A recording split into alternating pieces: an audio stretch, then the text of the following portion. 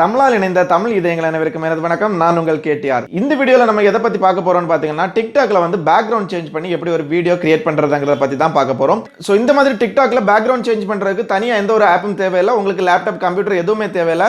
உங்களுடைய டிக்டாக்லயே நீங்க பண்ணலாம். அது எப்படிங்கறத நம்ம இந்த வீடியோல பார்க்க போறோம். சோ இந்த வீடியோ பார்க்கிறதுக்கு முன்னாடி இதுவரை நம்ம சேனலை சப்ஸ்கிரைப் பண்ணாதவங்க சப்ஸ்கிரைப் பண்ணிக்கோங்க. கூடவே இருக்கிற பெல் ஐகானையும் கிளிக் பண்ணிக்கோங்க.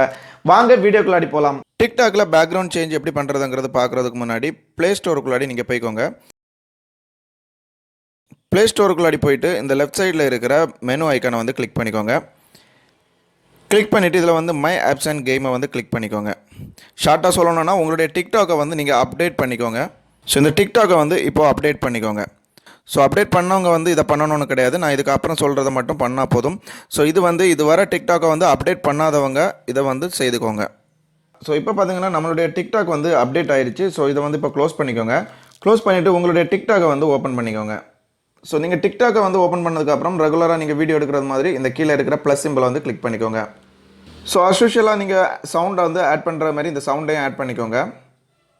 மேலே இருக்கிற இந்த ஆட் சவுண்டை வந்து கொடுத்துக்கோங்க. உங்களுக்கு தேவையான சவுண்டை வந்து நீங்கள் ஆட் பண்ணிக்கோங்க.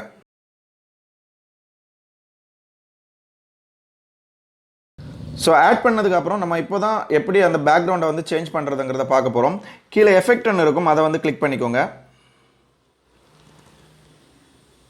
அந்த எஃபெக்டில் போயிட்டு ட்ரெண்டிங்கில் வந்து இப்போ வந்து இந்த இது வந்து ட்ரெண்டிங்கில் இருக்குது. ஸோ ட்ரெண்டிங்கில் இல்லைனாலும் நீங்கள் நியூவில் எதுலையாவது தேடி பாருங்கள். ஸோ நான் இதை கிளிக் பண்ணியிருக்கிறேன், ஆல்ரெடி கிளிக் பண்ணிட்டேன். ஸோ நீங்கள் பாருங்கள், இந்த க்ரீன் கலரில் இந்த ஒரு பிக்சர், அதாவது ஒரு கேலரி சிம்பிள் மாதிரி இருக்குது. ஸோ இதை வந்து கிளிக் பண்ணிக்கோங்க. ஸோ இப்போ வந்து பார்த்தீங்கன்னா பேக்ரவுண்ட் வந்து அது ஆட்டோமேட்டிக்கலாக ஒரு பேக்ரவுண்டை வந்து சேஞ்ச் பண்ணிடுச்சு. ஸோ இப்போ நம்மளுடைய ஃபோட்டோ இல்லை நம்ம கேலரியில் வச்சிருக்கிற ஏதாவது ஒரு ஃபோட்டோ, அதாவது உங்களுக்கு அமெரிக்கா வேணும்னா அமெரிக்காவை டவுன்லோட் பண்ணி வச்சுக்கோங்க. ஸோ எந்த ஃபோட்டோ வேணுமானாலும் நீங்கள் வந்து வச்சுக்கோங்க. அதை வந்து இப்போ பார்த்தீங்கன்னா இந்த ப்ளஸ் சிம்பிளை வந்து கிளிக் பண்ணிக்கோங்க. ப்ளஸ் சிம்பிளை கிளிக் பண்ணிட்டீங்கன்னா ஆட்டோமேட்டிக்காக உங்களை வந்து இது வந்து கேலரிக்குள்ளாடி கொண்டு போயிடும். ஸோ நீங்கள் கேலரியில் நீங்கள் வச்சுருக்கிற ஏதாவது ஃபோட்டோ, உங்களுக்கு விருப்பமான ஃபோட்டோவை வந்து நீங்கள் கிளிக் பண்ணிக்கோங்க. எந்த ஃபோட்டோ வந்து பேக்ரவுண்டில் வேணுங்கிறது மாதிரி நீங்களே செட் பண்ணிக்கலாம்.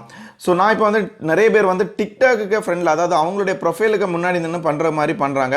ஸோ அது எப்படி பண்ணணும்னு பார்த்தீங்கன்னா, உங்களுடைய டிக்டாக் ப்ரொஃபைலுக்குள்ளாடி போயிட்டு நீங்கள் வந்து அதை ஸ்க்ரீன்ஷாட் எடுத்து வச்சுக்கோங்க. நான் இதை எடுத்து வச்சுருக்கிறேன். ஸோ எடுத்து வச்சுட்டு இப்போ பார்த்தீங்கன்னா தெரியும், என்னுடைய டிக்டாக்கு ஃப்ரெண்டில் நின்று பண்ணுற மாதிரி இருக்கும். என்னுடைய ப்ரொஃபைல் பார்த்தீங்கன்னா தெரியும். ஸோ இந்த மாதிரி தான் உங்களுக்கு வந்து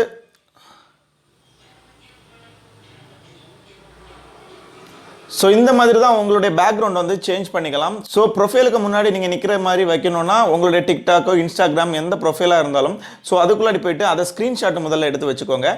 ஸ்க்ரீன்ஷாட் எடுத்து வச்சுட்டு இந்த மாதிரி நான் இப்போ சொல்லி கொடுத்த மாதிரி ஆட் பண்ணிக்கோங்க.